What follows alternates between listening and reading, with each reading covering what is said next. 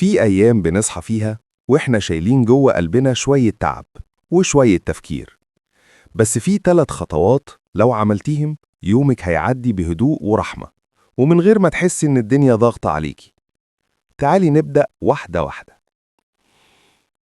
الخطوة الأولى، ابدأي يومك بكلمة بسيطة لربنا، مش محتاجة دعاء طويل ولا كلام كبير، جملة واحدة بس: يا رب سهل يومي.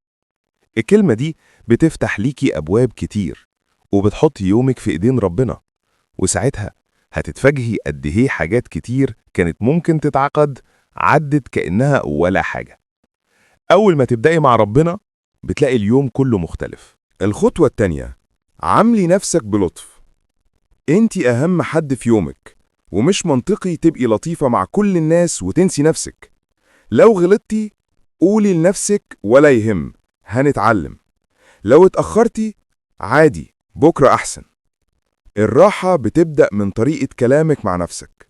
مفيش حد كامل، بس في حد رحيم بنفسه وبيفهم إنها بني آدم، وده المهم. لما تهدي على نفسك هتلاقي ضغط اليوم بيخف وهتهدي معاه. الخطوة التالتة، ادي نفسك 5 دقايق بس مهما حصل. 5 دقايق يوميا مش أكتر، اعملي فيهم حاجة تهديكي. تشربي مشروب بتحبيه، تقفي قدام الشباك، تسمعي هدوء، أو حتى تقعدي ساكتة. ال5 دقايق دول هم اللي بيعملوا الفرق، هم اللي بيرجعوا يومك لطبيعته وبيخلوا كل اللي جاي أسهل. لما تدي نفسك استراحة صغيرة اليوم كله يعرف يهدى معاكي.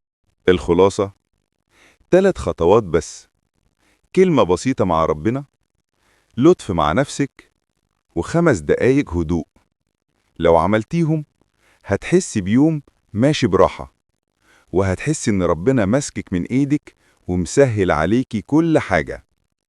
ربنا يجعل أيامك كلها هدوء ورحمة، ويرزقك اللي تتمنيه من غير تعب.